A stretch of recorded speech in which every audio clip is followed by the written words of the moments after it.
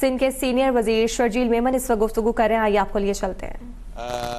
Reject कर दिया और अब वो सारे बिल्स जो है आज दोबारा असेंबली से पास किए जा रहे हैं और कानून यही है कि जैसे असेंबली इसको पास कर देगी तो फिर गवर्नर साहब के पास दोबारा जाएंगे, लेकिन उसके बाद वो कंसीडर किए जाएंगे कि ये बिल पास हो गए हैं।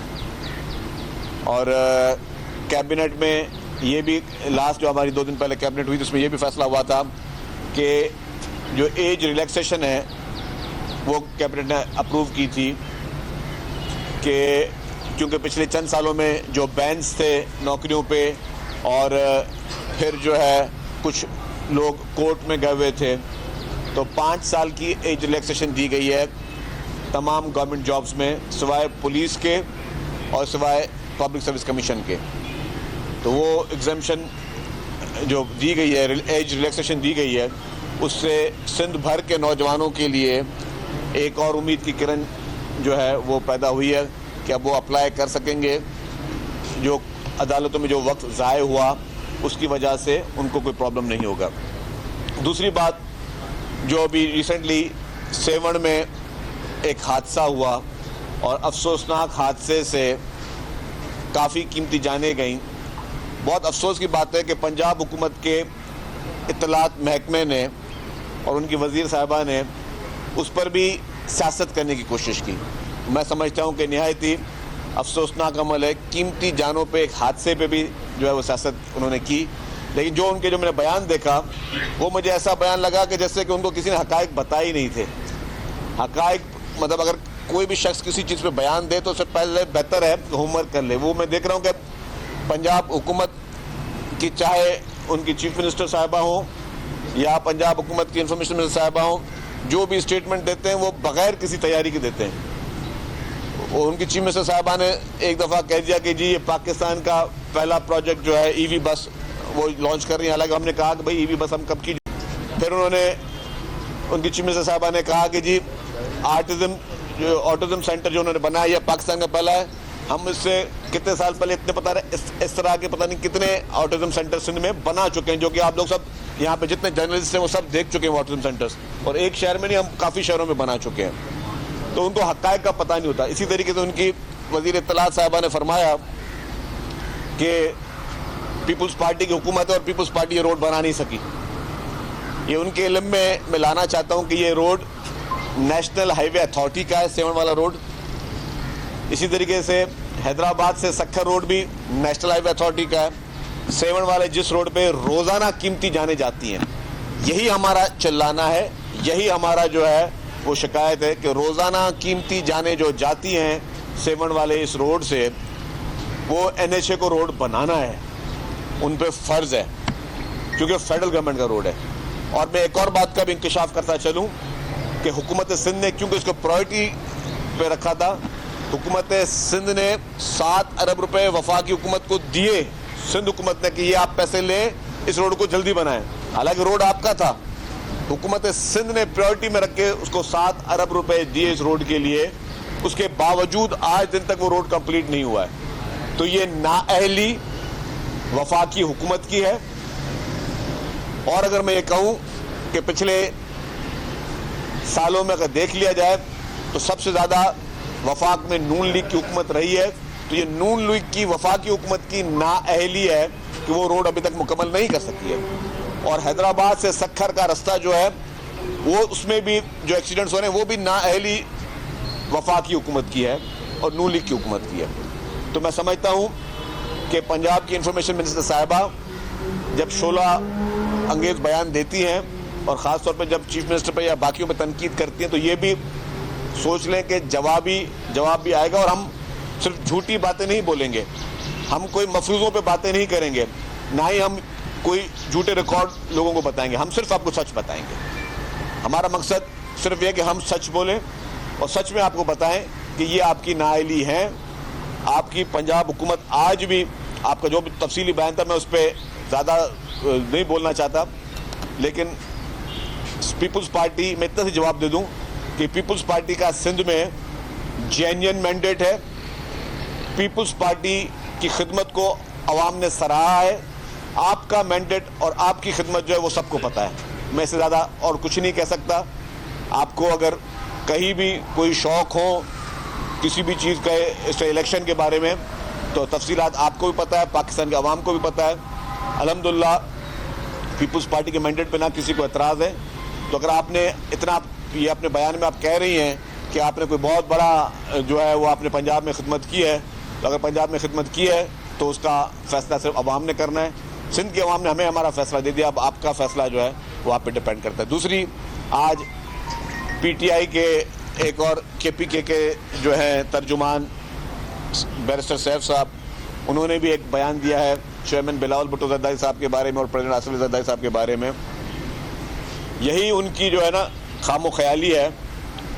और मैं समझता हूँ कि PTI जो कि एक चूचू का मुरब्बा था कि मुख्तलिफ़ पार्टियों से लोग हमेशा वहाँ पे आते रहे, और उन्होंने हमेशा, मैं समझता हूँ कि PTI का लीडर आज अगर जेल में बैठा हुआ है तो वो भी उनके जो सेकंड टियर के जो रहनुमा हैं उनकी मेहरबानी की वजह से बैठा हुआ है।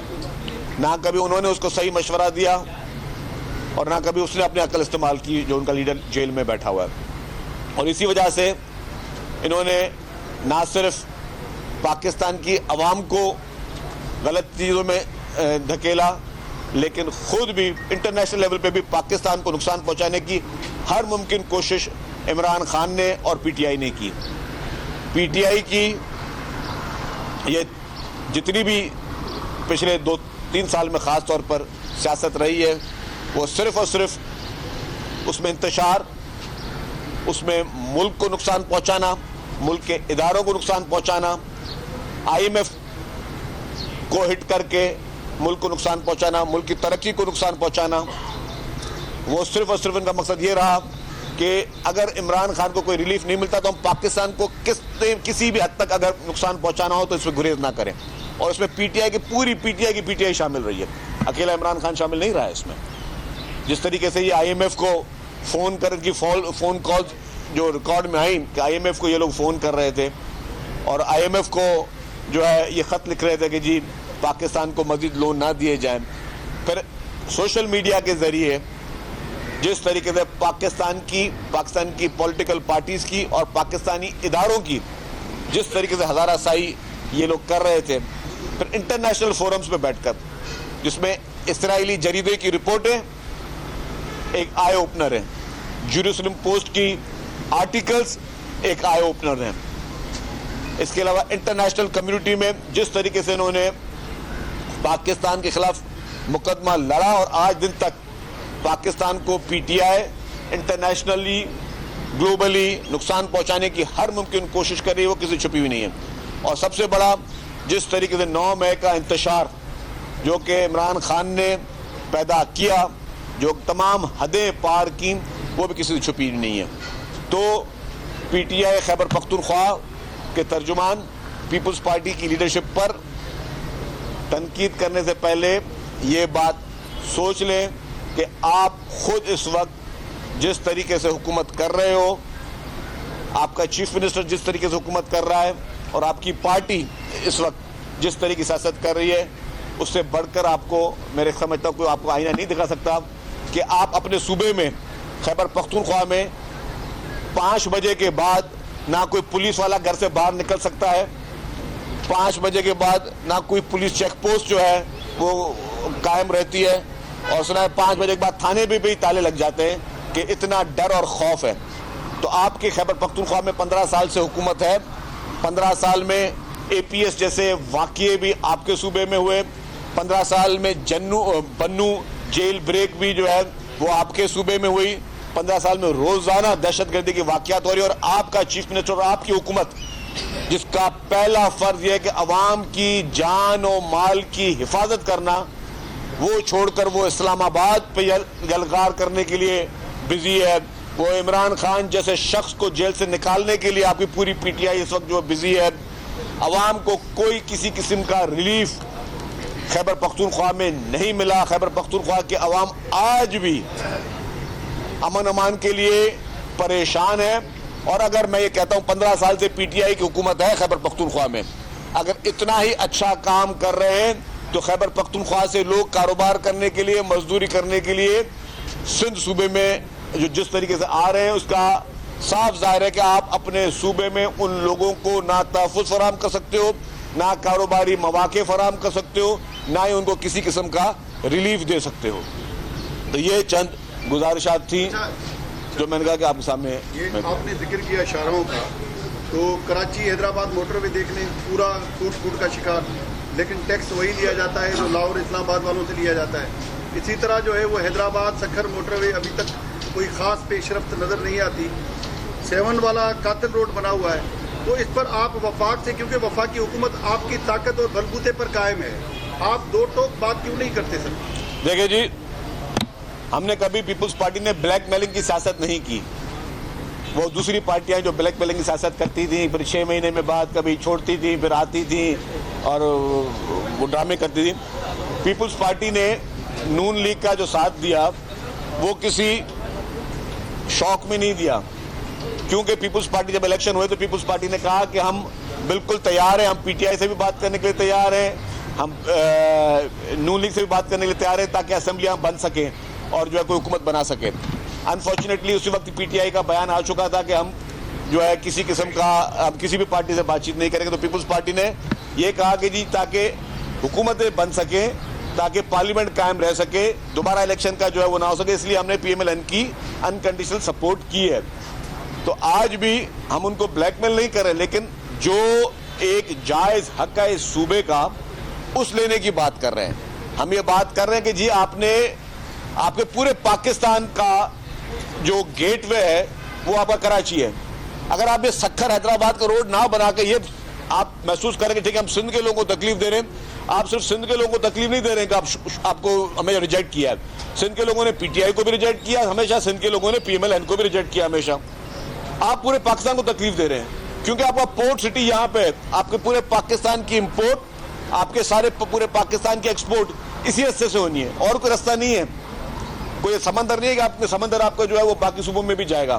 तो आपका मेन गेट वे है हैदराबाद सखर, जिसका बहुत बुरा हशर है और रोजाना कीमती जाने जा रही हैं।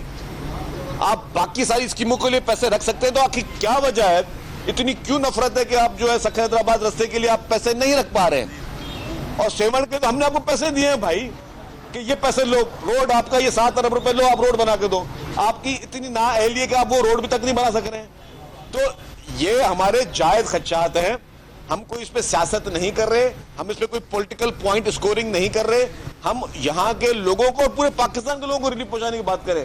खुदा ना खास्ता आज किसी एक की जान जाती है, कल किसी और की भी जान जा सकती है, तो आखिर ऐसी क्या वजह है कि आपको वो रोड बनाने के लिए मुश्किल होता है? अगर आप सिंध के जाके एयरपोर्ट पे देखें, एयरपोर्ट बंद होते जा रहे हैं। मोहनजोदड़ो एयरपोर्ट उन्होंने कमर्शियल फ्लाइट पे बंद कर दिया, नवाब शाह एयरपोर्ट जो उन्होंने शहीद बेनजीराबाद उसको उन्होंने कमर्शियल फ्लाइट के लिए बंद कर दिया। हैदराबाद का पहले बंद हो चुका था, आप हमारे एयरपोर्ट पे फ्लाइट्स खत्म करते जा रहे हो, आप जो ये प्रॉब्लम करते हैं। तो हम ये कह रहे हैं कि बराए मेहरबानी हम आपसे अपना हक मांग रहे हैं और हम वो जायज बात कर रहे हैं कि जो कि हर पाकिस्तानी ने करनी चाहिए। तो वफाकी हुकूमत खास तौर पर जहां पे कमी कोताहियां हैं, आपको हमारी मदद की जरूरत है, हमारे कॉपरेशन की जरूरत है। हम आपके साथ एक पैर पे खड़े करेंगे, लेकिन आपके जो नए किस्म के जो तर्जुमान किस्म के लोग जो जिस तरीके से बयान देते हैं, जिनको हकायक का कुछ इल्म नहीं है, बगैर हकायक का वो बयान देते हैं, तो बराए मेहरबानी या तो उनको थोड़ा एजुकेट कर ले ताकि वो पढ़ लिख कर जो है वो जवाब दें। शकील साहब ये बताएं कि आप तो अभी हैं जी हाँ, थैंक यू। शकील साहब ये बताएं कि बानी PTI ने ये कहा है कि ईद के बाद आपकी खैर नहीं है, वो आपकी वो तहरीक चलाएंगे कि आपको दिन में तारे नजर आ जाएंगे। भाई मैं भी कह चुका हूं कि PTI को अगर जितनी भी तहरीकें चलानी है चलाएं, लेकिन पहले एक तहरीक चलाएं।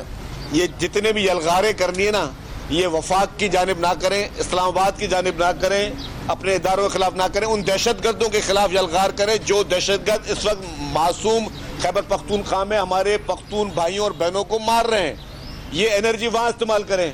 वो जिस तरीके से गब्बर सिंह बनकर उनके चीफ मिनिस्टर साहब कहते हैं कि जी हमारे पास हथियार भी हैं, हमारे पास पैसा भी है, हमें लड़ना भी आता है, जो उन्होंने असेंबली की फ्लोर पर तकरीर की, मैं अपने अल्फाज नहीं बोला, तो वो मैं उनको कहूंगा कि बराए मेहरबानी चीफ मिनिस्टर साहब, आप वो हथियार, वो पैसा, वो जज्बा, वो दिल गुर्दा दहशतगर्दों के खिलाफ लड़ने में इस्तेमाल करें, वफाकी हुकूमत के खिलाफ लड़ने में इस्तेमाल वो ना करें। अच्छा ये बता दें कि वफाकी हुकूमत की ज्यादतियों के खिलाफ आप सिर्फ सिंगल खेलते रहेंगे या चक्का चौका मारने का भी इरादा है? देखिए मेरी बात सुने, ये खेल नहीं है। एक तो मैं बता दूं कि हम कोई सिंगल खेलें या आपने भी शायद ज़्यादा तहरीक इंसाफ में की दल से देखे तो आपने वो क्रिकेट की लैंग्वेज इस्तेमाल कर रहे हो। ये एक बता दो मेरे भाई, ये खेल नहीं है, ये वो मासूम लोगों की जानें हैं। कल को सफ़र पे आप भी जा सकते हो। मेरे पीटीआई के दोस्त खड़े हुए मेरे शबीर भाई साहब नज़र आ रहे हैं, हमारे MP साहबान, तो ये भी उस रास्ते पे जा सकते हैं, मैं भी उन रस्तों पे जा सकता हूँ। तो 7 का रास्ता अगर वफाकी हुकूमत ने बनाना है तो बनाए, नहीं बनाना तो हमें बता दे कि भाई हम लोग नहीं बना सकते। तो जो फिर हमने जो पैसे में खर्च किए वो भी दे, हम फिर आप दोबारा बना दें। इस तरीके से हैदराबाद सक्खर का रोड है, वो हमने बनाना है, वो बनाए हम लोग। तो मेरा कहने का मकसद ये है कि ये उन पे फ़र्ज़ है, हम सिर्फ उनसे जायज़ बात करें, लड़ाई नहीं कर रहे। हम कोई ब्लैकमेल नहीं करेंगे कि अगर ये हमारा रास्ता नहीं बना तो हम हुकूमत छोड़ देंगे या खुदा न खास्ता, नहीं। वो ब्लैकमेलिंग के साथ साथ कभी हमने नहीं देखी, वो दूसरी पार्टियां करती हैं। आपको पता है कौन सी पार्टियां करती थी? कराची की सड़कों पर अभी भी डंपर्स कल परसों में भी हादसा हो रहे हैं। वो लोग आकर आपसे मुलाकातें करते हैं और उसके बाद ये कहते हैं बाहर निकल के कि कराची की सड़कें जो हैं वो टूट का शिकार है, जिसकी वजह से मोटरसाइकिल वाले हमारे पास मतलब डंपर्स का निशाना बनते हैं और डंपर वाले उन टूटी हुई सड़कों की वजह से हादसा का सबब बनते हैं। तो आपके पास आके बैठ के वो क्या बात करते हैं, क्योंकि कराची की सड़कें बनाना तो आपकी जिम्मेदारी है, वो तो वफाक। देखिए जी, बिल्कुल आपकी बात सही है। कराची के जो इशूज़ हैं KMC काम कर रही है, जहाँ पे रिपेयर का काम हो रहा है KMC वो रिपेयर का काम भी कर रही है, जहाँ पर सड़कें बनाने का काम हो रहा है KMC वो सड़कें बनाने का काम भी कर रही है। बेसिक जिम्मेदारी KMC की और DMCs की, वो काम कर रहे हैं और हुकूमत सिंध की तरफ से जो फंड्स उनको देने चाहिए वो दिए भी गए हैं। और जहाँ तक डंपर की आपने बात की, हैवी ट्रैफिक का इशू है। फिर मैंने बताया कि Karachi is a port city, जितनी हैवी ट्रैफिक पूरे पाकिस्तान की है ना वो कराची में आनी है। हर पूरे पाकिस्तान की, जो हम कहते हैं ना कराची में इतने ज़्यादा हैवी ट्रैफिक और ट्रैफिक इशूज़ क्यों हैं, मतलब हम बना तो नहीं कर सकते कराची में कि यार हैवी ट्रैफिक आज के बाद कराची में नहीं आएगी। कुछ शहरी कुछ पॉलिटिकल पार्टीज ये मुतालबा करती हैं, लेकिन थोड़ा अक्लमंदी बन जाए कि अगर कराची में हम हैवी ट्रैफिक को बंद कर दें तो पोर्ट से पूरी इम्पोर्ट को आप क्या रिक्शाओं में लेके आओगे या पूरी एक्सपोर्ट्स को आप रिक्शाओं में लेके जाओगे? ज़ाहिर है यहाँ पे हैवी या टोटल हैवी ट्रैफिक का काम ये है।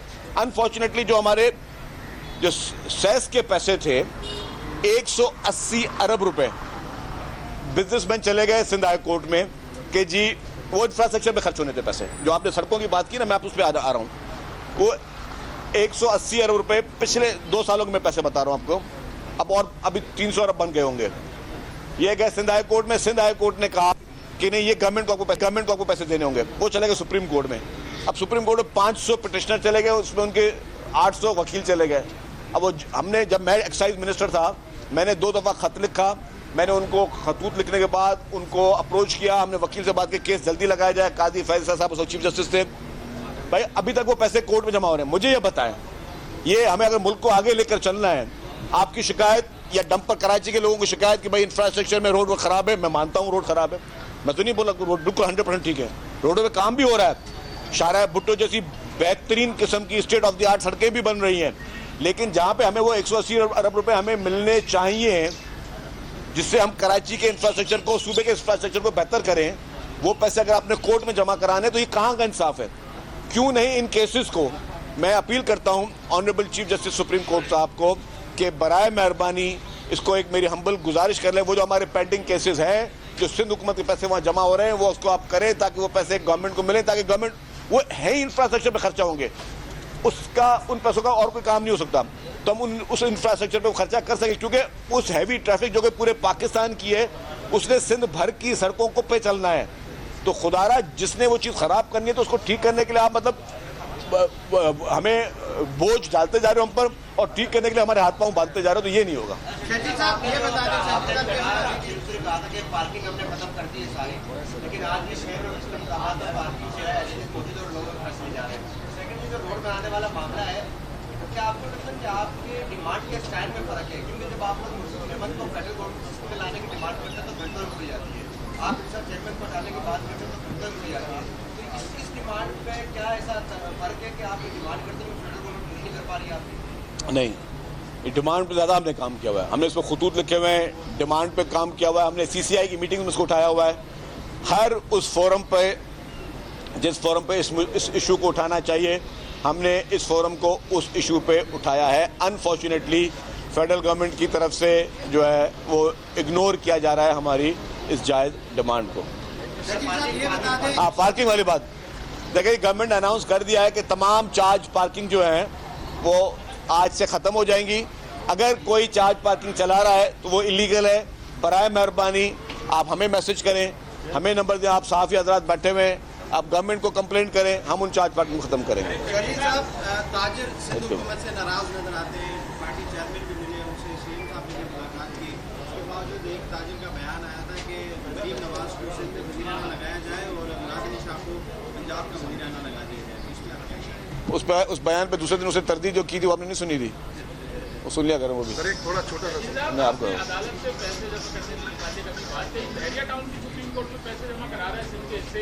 वो सुप्रीम कोर्ट ने वो अकाउंट बंद कर दिया, आपको पता भी नहीं है। वो हमारी डिमांड ये है कि वो पैसे भी सिंध हुकूमत को आने, वो अकाउंट सुप्रीम कोर्ट बंद कर चुकी है। थोड़ा सर्वे कर लें। Thank you. देखिए जी, चैंपियंस ट्रॉफी के लिए बाकायदा सिंध गवर्नमेंट जो है मुकम्मल तौर पर सिक्योरिटी फराहम कर रही है, जितने भी गैर मुल्की खिलाड़ियों को भी, अपने स्टेडियम्स को भी, और टॉप प्रायोरिटी पे है जी। इंशाल्लाह अल्लाह ताला ने चाहा तो खैर खैरियत से जो है वो चैंपियंस ट्रॉफी कराची में हो जाएगी। Thank you.